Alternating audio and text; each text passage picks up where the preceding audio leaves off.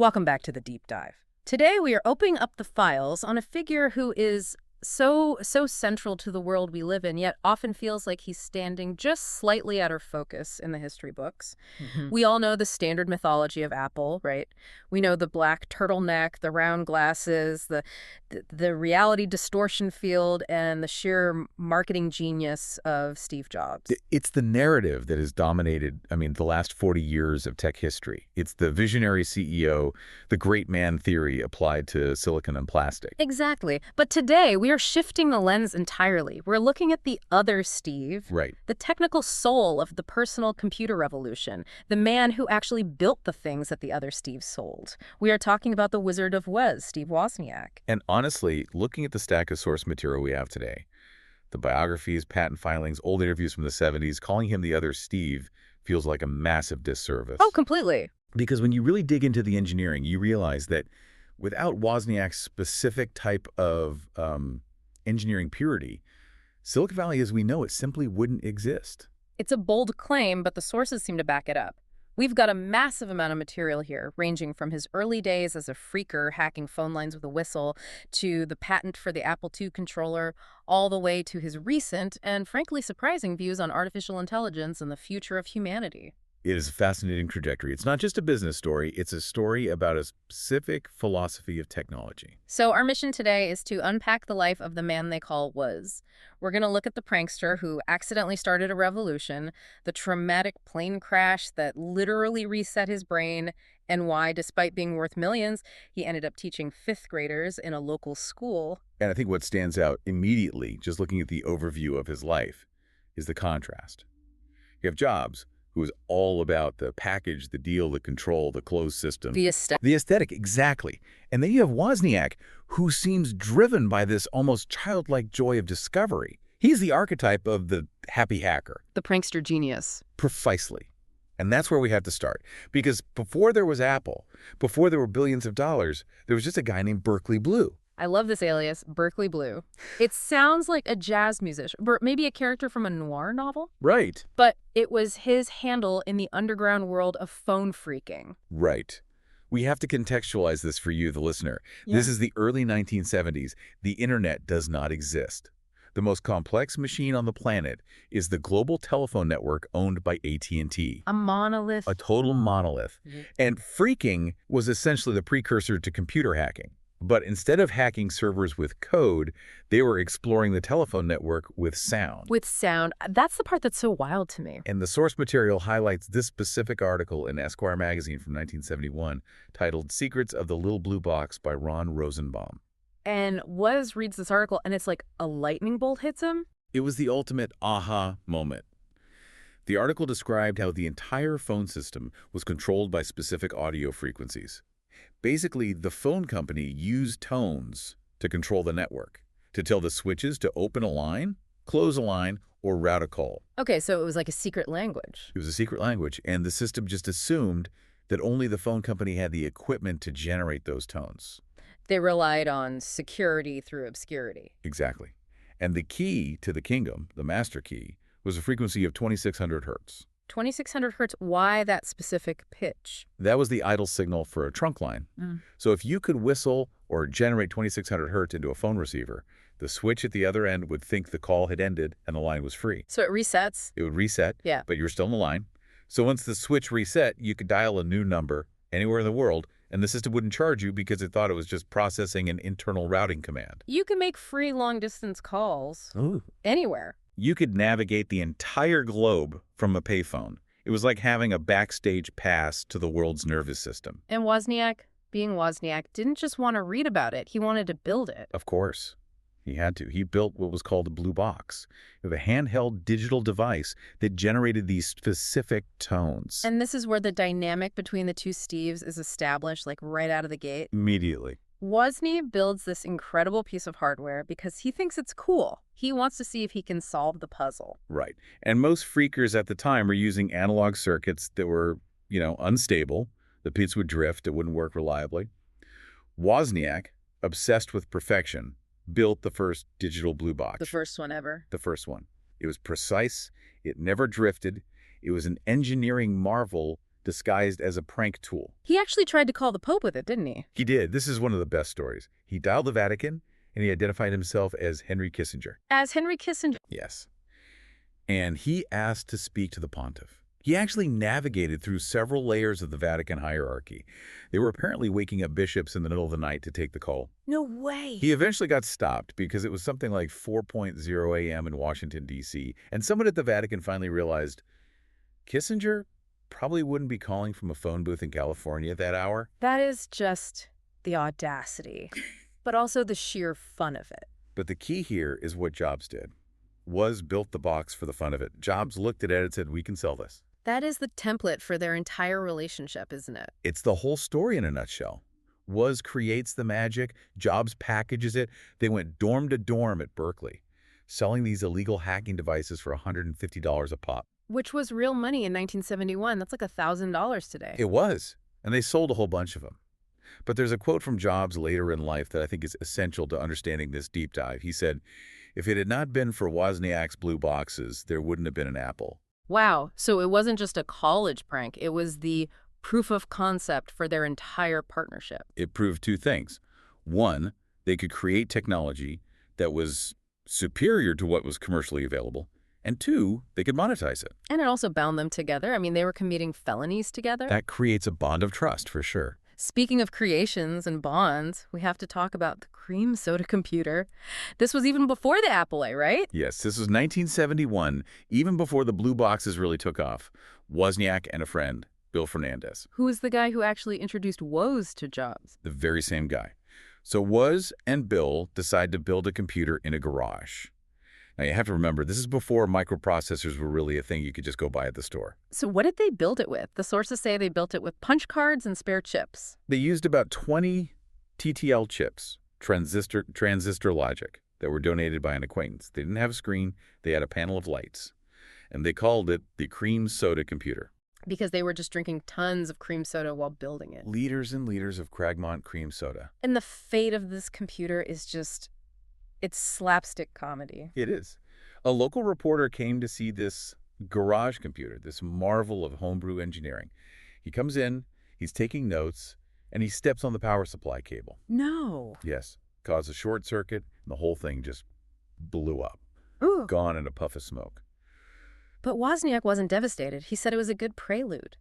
It taught him how to think about logic design 5 years before the Apple IC. See, that right there shows you what drove him. He was doing this for the intrinsic reward of learning, not necessarily for the end product. It really establishes that Woz was doing this stuff for the love of it. He wasn't trying to build a company yet. He was just trying to make electrons do what he wanted. But there is a story in the records that I think serves as a darker counterpoint to this fun cream soda era, the Atari breakout incident. Ah, yes. If the Blue Box established their partnership, the breakout incident established their personality differences. This is often cited as the moment the innocence of the relationship died, even if Woz didn't know it at the time. So, lay this out for us. Jobs is working at Atari, right? Right. It's roughly 1974. Jobs is working the night shift at Atari. He was actually moved to the night shift because, well, his hygiene was poor and he was difficult to work with. So they just wanted him there when no one else was around? Pretty much. Classic early Jobs. And Nolan Bushnell, the founder of Atari, wants a single-player version of Pong, which became the game Breakout. Right. But arcade cabinets were expensive to manufacture. Every single chip on the circuit board cost money. So Bushnell offers a challenge. For every chip eliminated from the standard design, he would pay a cash bonus. It was an efficiency challenge, make it cheaper to build. Exactly. The deal was a bonus for every chip removed. Now, Jobs wasn't a circuit designer. He couldn't do this. He didn't have the engineering chops. So he goes to Woz. He recruits Wozniak. He tells Woz, help me do this, and we'll split the money 50-50. Wozniak, being the genius he is, accepts. And he stays up for, what, 4 nights in a row? 4 nights straight. No sleep. Working at Hewlett-Packard during the day, then going to Atari at night. The sources say he actually got mononucleosis during the sprint. He was that exhausted. But he did it. He reduced the chip count by 50. 50 chips, which is an insane number. It's unheard of. It was a design so compact, so minimalist, that Atari's own engineers couldn't figure out how to manufacture it later. It was too tight. It was a masterpiece of minimalism. Okay, so Woz does the impossible. He saves Atari a fortune, and here comes the betrayal. Right. Jobs goes to Woz, and tells him that the bonus was $700.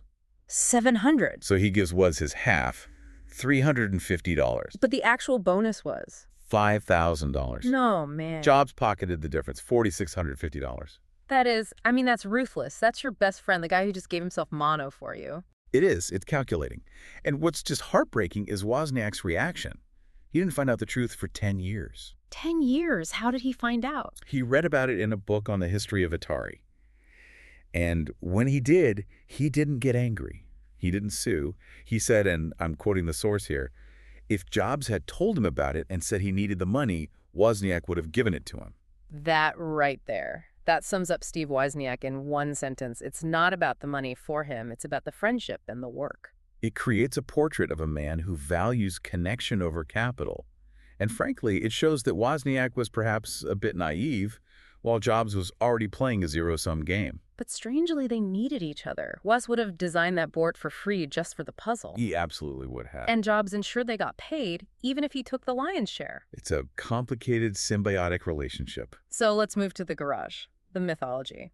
The Apple I is working at Hewlett-Packard at this time, designing calculators. Which was a prestigious job. HP was the Google of its day. If you were an engineer at HP, you had made it.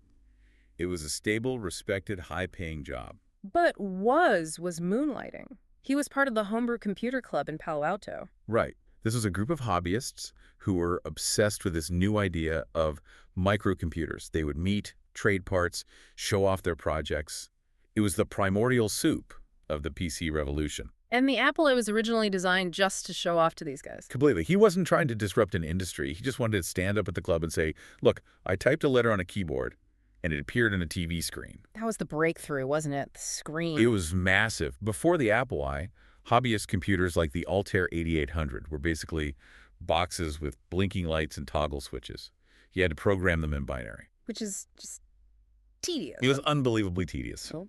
Wozniak combined a microprocessor, the MOS 6502, which was a cheaper and, in his opinion, better chip than the Intel 8080 used in the Altair, with a standard typewriter keyboard and a standard television set. He turned the computer from a piece of industrial machinery into something that felt like a typewriter that could think. Exactly. He humanized the interface. And he did it because he wanted to write code more easily for himself. Yeah. He was solving his own problem. And Jobs, again, sees the commercial potential. He sees Woz's demo at the club and says, we have to sell this. But they needed capital. And the sources mention the sacrifices they made to get that first batch of boards printed. This is the classic startup lore, but it really emphasizes their commitment. Wozniak sold his HP scientific calculator, which was his most prized possession, an HP 65. It was like an extension of his brain, and it was worth about $500 back then. And Jobs sold his Volkswagen bus. Right. They literally stripped themselves of their most valuable assets to fund this idea.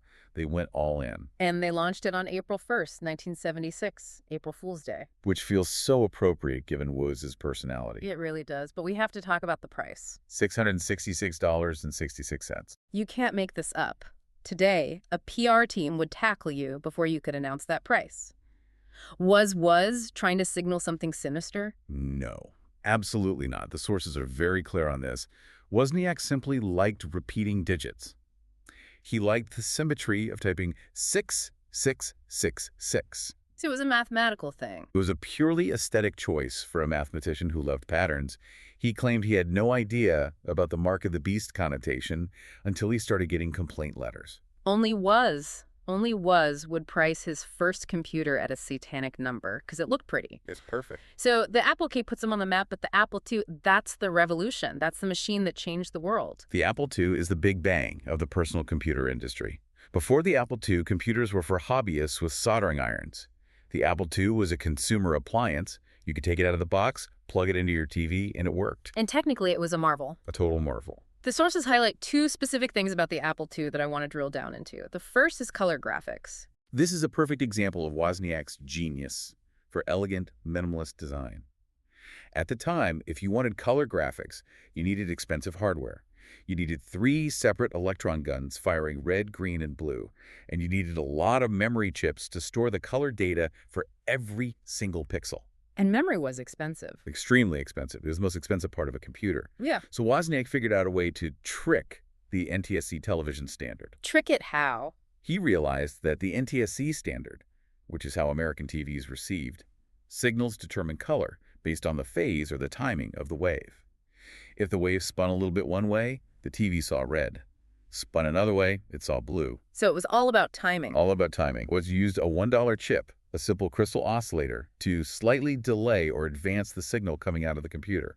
So the computer wasn't generating color in the traditional sense. No, it was generating a very specific high-resolution black and white pattern that, when processed by the TV's sloppy analog circuitry, would be interpreted as color. He was exploiting a bug in the system. He called it simulating colors. It was a hack in the truest sense of the word. He exploited a quirk in the receiver to save a ton of money on the transmitter. It was brilliant. And the source says he admitted he still doesn't fully know how it works on the PL system. Right. In Europe, on the POL system, the trick worked differently and produced even more colors. He said the colors happen by accident when a dot occurs on a specific line. It's like he was whispering to the machine, coaxing it, rather than brute forcing it with expensive hardware. That's poetic, but then we hit the friction point, the great slot debate. This seems to be one of the most critical arguments in Apple's history. It determined the future of computing. This was the clash of philosophies, Woz versus Jobs, in its purest form. So what was the argument? Jobs wanted the Apple II to be a sealed appliance. He envisioned something beautiful and simple, like a toaster. You plug it in, it works, you don't look inside. He wanted maybe 2 expansion slots. Just 2. For what? One for a printer, maybe one for a modem. That's it. He wanted control. He wanted a curated experience where Apple decided what you could and couldn't do with your machine. He was already thinking about the walled garden. He absolutely was, and was. Woz wanted 8 slots. He wanted 8. He wanted the user to be able to plug in anything. He wanted it to be an open platform for other inventors to build upon. To him, a computer was a tool for exploration. If you sealed the case, you killed the spirit of the machine. And this got heated. Extremely. Jobs was adamant. He's the marketing guy. He knew what consumers wanted. Simplicity. Wozniak was the engineer, and he knew what a computer needed. Expandability. So what happened?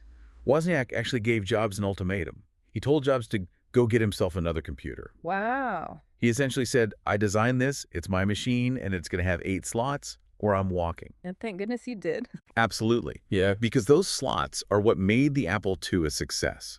They allowed third-party companies to build incredible add-ons. They allowed VisiCalc, the first spreadsheet software, to run effectively, which is what got the Apple II into businesses. So VisiCalc wouldn't have worked without those slots. Not as well. You needed a memory card, a printer card. Yeah. Those slots made it a flexible platform. It allowed people to hook up scientific instruments, music synthesizers, everything. That open architecture made the Apple II the standard. And it carried the company financially for years. For years. It was the cash cow that paid for the development of the Lisa and the Macintosh. The entire future of Apple was built on those 8 slots that Jobs didn't want. So Woz wins the battle, the Apple II becomes a legend, and they become millionaires.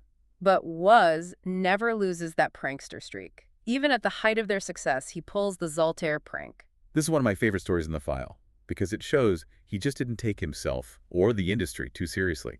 It's 1977, the West Coast Computer Fair. This is the big debut of the Apple II. It's a huge high-stress moment. This is their big coming out party. And what does Woz do?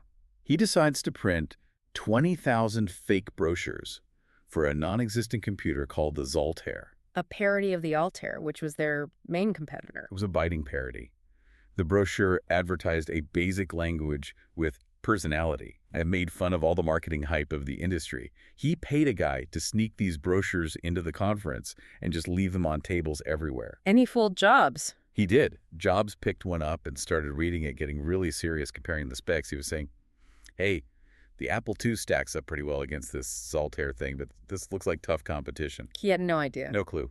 He didn't realize it was a joke until years later, in 1985, when Woz gave him a framed copy for his birthday. It just shows that Woz was never a corporate guy. He was always the hacker in the garage at heart. Always. But then everything changes. We hit a hard stop in the timeline. February 7, 1981. The crash. This is the moment that demarcates the early Woz from the later Woz. It's a fundamental shift in his entire life. Woz is piloting a Beechcraft Bonanza. A plane he wasn't actually qualified to fly, according to the NTSB report. Oh, really? Yeah. He had a pilot's license, but not the specific high-performance endorsement needed for that particular aircraft. with its complex retractable gear and variable pitch proc. He takes off from Scotts Valley, stalls, and crashes into an embankment. It was a horrific accident. Yeah. Wozniak, his fiancée at the time, Candy Clark, her brother, and his girlfriend were all on board. The plane climbed too steeply, stalled, the wing dipped, and they smashed into the ground. Everyone survived, which is a miracle. It is. But Woz sustained severe face and head injuries. He lost a tooth. The physical recovery was brutal. But the most terrifying part is the amnesia. Anterograde amnesia. He couldn't form new memories. For 5 weeks, he was stuck in a loop. A loop? What do you mean? He would wake up in the hospital, not know where he was, not remember the crash at all. His fiancée would have to explain it to him over and over. He would be shocked, maybe cry, then he'd fall asleep, wake up, and ask, "Where am I?" all over again. That's the stuff of nightmares. It's terrifying. He couldn't hold on to the present. The source describes his recovery as flipping a reset switch. That's the crucial metaphor Woz uses, right? It is. He says that when he finally came out of that fog, when his memory started to stick again, it was like his brain had rebooted to an earlier state. He regained the mind of his 18-year-old self. And suddenly the corporate pressure, the management meetings, the Apple politics. None of it mattered anymore. It was like that part of his memory, that part of his identity as a big shot executive was just gone. He lost interest in engineering for a while. And he recovered by playing Apple II games, ironically. Yes, his wife would bring the computer to the hospital, and playing those games, he said, helped him rebuild the pathways in his brain. But once he healed, he didn't run back to the boardroom. He decided to finish what he started before Apple. He went back to college. Under the name Rocky Raccoon Clark. Yes. He enrolled at UC Berkeley to finish his electrical engineering and computer science degree. But he couldn't use his real name because he was world famous by then. So Rocky Clark it was, named after his dog and his wife's last name. I just love that he cared enough about the degree to go back. Even though he had already invented the industry the degree was teaching. It speaks to his humility. He wanted the knowledge, not just the accolade. He wanted to complete the circuit, you know. And during this reset period, he also pivots to music. We have to talk about the U.S. festivals. This is a wild chapter. This was Wozniak trying to use his massive wealth to create social harmony. It was his post-crash big idea project. He founded a company called Unison Unite Us in Song. A very 70s name. Very much so. He wanted to blend technology, music, and people. It was going to be the Woodstock of the 80s. And he threw 2 massive festivals in 82 and 83. The lineup was insane. The Police, Talking Heads, Van Halen, David Bowie, The Clash. Culturally, they were landmarks. He built a stage the size of an aircraft carrier in the middle of the desert. He set up a satellite bridge with the Soviet Union during the height of the Cold War to show that people on both sides just wanted to rock out. It was incredibly ambitious. And financially. A complete and utter disaster. He lost millions. He lost about $20 million of his own money. But Lies being Woz, he basically said, if I lose money, I lose money. His attitude was so unique, he threatened to stop doing them if the 83 event didn't profit, which it didn't, so he stopped. But he viewed the money as fuel to create a memory. He said he got to see his favorite bands. If the money was burned up but the memory was created, the transaction was valid. It's a very unbusinesslike way to view capital. Completely. It's the polar opposite of the venture capital mindset. So he eventually goes back to Apple briefly, but the vibe has changed. The Macintosh is the new golden child. Right. And the Apple II, the machine that is actually paying everyone's salary, is being disrespected. This was painful for him. The Macintosh leadership, which included Jobs, looked down on the Apple II. They thought it was a dinosaur. They were actively trying to kill it off, even though it was the only profitable part of the entire company. And Wozniak felt that Apple was becoming too corporate, too political. Yeah, he hated it. He famously said he wanted to be an engineer, not a manager. He wanted to be in the trenches, soldering things, not sitting in meetings arguing about budgets. So in 1985, he leaves. He leaves. He steps down from active duty. He says Apple was hindering him from being who he wanted to be. But here's a fascinating detail. He never technically left the employee list. Wait, really? He's still an employee? To this day, he receives a stipend. The source estimates it was about $120,000 a year back in 2006. More recently, he joked it's about $50 a week after taxes. $50 a week. But ceremonial or not, he is still Apple employee number 1. He kept the badge. He represents the company. That is wild. It's like he's the tenured professor emeritus of Apple. That's a great way to put it. So he steps away from the mothership. And this begins what I call the serial inventor phase. section 4 of our outline. Because he didn't stop building. Not at all. He founded a company called CL9 immediately after leaving, and he invented something we all take for granted today. The programmable universal remote. The car. Yes. Before this, if you had a VCR, a TV, and a stereo, you had 3 remotes on your coffee table. Wozniak looked at that clutter and saw inefficiency. He saw a problem to be solved. So he built a device that could learn the codes from other remotes. It had an infrared receiver. You would point your old remote at the CL9 core, press a button, and the core would capture and store the waveform. And it's the blue box all over again. It's the exact same principle. Analyze signals and mimic them. It was decades ahead of its time. The company ultimately didn't succeed for various reasons, but the product was brilliant. And true to form, he didn't just stay in the lab, he went into the classroom. This part of the story really gets me. A guy who founded a billion-dollar company deciding to teach 5th graders? It was a lifelong goal of his. He always said he wanted to be a teacher before he met Jobs. So, for about a decade, he taught computer classes to 5th through 9th graders in the Los Gatos school district. And this wasn't just a guest lecture once a year. This was a real job. No, it was a full-time commitment. He prepared lesson plans. He taught them binary logic. He taught them how to unhook phone lines. He taught them how to freak. He did. He treated these kids like little engineers. He didn't dumb it down. He gave them the real stuff. I love that. Can you imagine having Steve Wozniak as your 5th grade computer teacher? It must have been incredible. Yeah. The stories say he also fed them. He'd take the whole class to McDonald's or a pizza place. It shows his desire to nurture the next generation of hackers in the good sense of the word. And then we have the Wheel of Zeus. Was. Very clever. This was in the early 2000s. He was working on wireless GPS technology. The idea was to create tags for everyday objects, your dog, your luggage, your keys, so you wouldn't lose them. He invented AirTags. Essentially AirTags, but 20 years too early. The technology wasn't quite there yet. GPS was power-hungry, batteries were heavy, the cell network wasn't robust enough, but the vision was spot on. He seized the solution before the infrastructure is ready to support it. He also got involved with Fusion.io, F-Force, and recently Privateer Space. What is Privateer Space? It's a company focused on tracking space debris. It's Wozniak, looking up at the sky, realizing that low Earth orbit is becoming a junkyard of dead satellites and rocket parts, and saying, we need to build a map of this junk so we don't crash into it. It's interesting how his ventures shift from fun, like remotes, to infrastructure, like space junk. It's a maturing of his engineering vision, I think. It leads us into his philosophy. Because Woz isn't just a builder, he has a very specific ethical code. It does. And it centers on his relationship with wealth. Wozniak has expressed a profound disdain for super wealth. He believes extreme money corrupts values. He thinks it separates you from normal people and their problems. And there's a story about the Apple IPO that proves he puts his money when his mouth is. The Woz plan.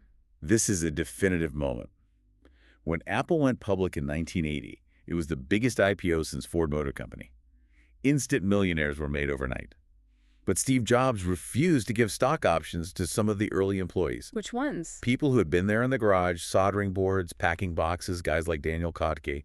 Jobs felt they weren't essential engineers and didn't deserve it. That is just so hard. It was brutal. Wozniak couldn't stand it. He thought it was fundamentally wrong. So he took his own stock, his own personal wealth, and he sold it to those employees at rock-bottom prices. He just gave it to them. He essentially gave away $10 million worth of stock to ensure his friends were included in the success. That is the anti-Jobs move. It is. Jobs wanted to be the king, wanted everyone to come to the party. He deliberately lowered his own net worth because he valued fairness over accumulation. Now, let's pivot to something that feels very current. Artificial intelligence. Woz has had a bit of a roller coaster relationship with AI, hasn't he? It's been a fascinating evolution to track in the sources. Originally, he was completely dismissive. He didn't buy Ray Kurzweil's idea of the singularity, the point where machines would overtake us. He thought computers were just tools, just fast calculators. But then he got scared. Around 2015, he shifted hard. He started agreeing with Elon Musk and Stephen Hawking. He gave interviews where he said the future is scary and that robots would get rid of slow humans just to be more efficient. Getting rid of slow humans is a terrifying phrase coming from the guy who helped build this world. It is. But then, a few months later, he flips again. He decides, you know what? Robots are going to be smarter than us, so they'll realize they need us. We are part of the ecosystem. So we'll be like their family pets? Exactly. We go from exterminated to golden retrievers. Yeah. And he famously said he started treating his own dog better, feeding it filet steak on the principle of do unto others, hoping that if he was nice to his dog, the future robot overlords would be nice to him. That is hilarious logic. It's like Pascal's wager, but for AI overlords. It's so ways. It's a logical, if absurd, conclusion. But he shifted again recently. He has. In 2023, he signed that open letter calling for a pause on training AI systems more powerful than GPT-4. But his concern now seems to be less about Terminators and more about scammers. Scams? Yeah, he worries that AI will make it impossible to tell what is real. Deepfakes, voice cloning, hyper-realistic phishing emails. He thinks bad actors will use AI to trick people on a massive scale. Which, for a guy who started his career freaking the phone system, basically tricking a network, is a very grounded and personal concern. Exactly. He knows the hacker mindset. He knows how easy it is to manipulate a system if you have the right tools. And he sees AI as the ultimate tool for social engineering. That's a great point. Another area where his philosophy shines is the right to repair movement. This brings us full circle to the Apple II slots. Wozniak believes you should own what you buy. You should be able to open it up, look at the schematics, and fix it yourself. Which is the opposite of how Apple operates today. The polar opposite. He even did a cameo video supporting Louis Rossmann, who's a huge right-to-repair activist on YouTube, specifically fighting Apple's policies. So he's actively campaigning against his own company's practices? He credits Apple's early success to that openness. He says if he hadn't shared the schematics of the Apple II, people wouldn't have built the software and hardware that made it a hit. It's a direct critique of modern Apple's walled garden approach, where you can't even change your own battery without their permission. It's ironic that the company he founded is now the primary antagonist of the philosophy he holds dear. It is the central tragedy, or perhaps just the complexity of his legacy. He built the foundation, but the house built on top of it has locked all the doors and glued the windows shut. Before we wrap up, we have to touch on the personal quirks section. Because Woz is a character. We talked about Rocky Clark, but did you know he's a Serbian citizen? Yes. Yeah. This is a recent development, late 2023. He was granted Serbian citizenship by exception. It was a little controversial because it happened right before an election there, and some people thought it was a political stunt by the ruling party. But Wozniak says he just wants to promote the country and its growing tech scene. He's also a Polish citizen through his parents. So he collects citizenships like he collects gadgets. And It's a Segway polo. we cannot skip Segway polo. Please explain this sport to me. I'm trying to picture it. It is exactly what it sounds like. It's the game of polo, but played on Segways instead of horses. And Wozniak isn't just a player, he's a world competitor. He plays for a team called the Silicon Valley Aftershocks. The World Championships are called the Woz Challenge Cup. Of course they are. I have this mental image of Woz on a Segway, mallet in hand, fiercely competing. It just fits him, doesn't it? It's tech, it's nerdy, it's slightly absurd, but it's communal. He loves it. And he was on Dancing with the Stars. He was. He wasn't great. He did the worm. He did the worm on national television. He did. He got the lowest score of the evening. But here's the Woz twist. He accused the judges of lying about the vote count. He was convinced the public loved him more than the judges said. He later apologized, but it shows that competitive streak. He hates losing, even in a dance contest. And finally, the sources mention he has face blindness. Prosopagnosia. Yeah. Yes. Which makes his ability to navigate social situations and be this public figure even more impressive. He recognizes people by context or voice or their clothing, but faces are a struggle for him to remember. It adds another layer to his character. The man who designed the interface for the world struggles with the most basic human interface of all, faces. That's a profound way to put it. It might explain why he finds such comfort and clarity in the pure logic of circuits. Circuits never change their expression. So let's try to synthesize all of this. We have the blue box, the Apple II, the plane crash, the universal remote, the teaching, the Segway polo. What is the through line? What is the Tao of Woz? I think the through line is engineering for joy. Say more about that. Most people in Silicon Valley engineer for profit or for dominance or for efficiency. Wozniak engineers because he delights in making a machine do something clever, something it wasn't supposed to do, whether that's making a TV show color when it shouldn't, or making a phone call for free, or playing polo on a motorized scooter. It's the hacker ethic in its purest form. Exactly. The belief that information should be free, that systems should be open, and that computing could be a force for liberation and fun, not just for commerce. While Jobs built the company, Wozniak built the computer. And not just the computer, he built the standard. The expansion slots, the keyboard, the screen, the built-in BASIC. The paradigm of this is a machine you can interact with and change comes from Woz. It's interesting to think about his AI anxiety in that context. If the man who birthed the personal computer is worried about where the computer is going, that feels significant. It brings up a provocative thought. Wozniak's entire career was about empowering the user. The AppleSec gave you superpowers. You could program it. You controlled it. His fear about AI seems to be that we are moving into an era where the computer controls us, where we are no longer the masters of the machine. Where we move from partners to pets. That's the chilling thought. Are we losing the Woz spirit of technology, the user in control, the open system, and moving toward a Jobs spirit on steroids, where the system is a beautiful, seamless black box that we can't open, can't fix, and can't truly understand? That is the question we all have to grapple with. Wozniak handed us the keys to the kingdom. It's up to us whether we keep using them or if we just hand them over to the algorithm and hope it feeds us filet steak. Well put. Well, on that note, I want to encourage everyone listening, find your own blue box. Find something to build, not because it's going to make you $1 billion, but just for the thrill of it, just to see if you can make it work. Take something apart, Yeah. see what makes it tick. Be a builder, not just a consumer. Exactly. Thanks for diving deep with us. We'll see you next time.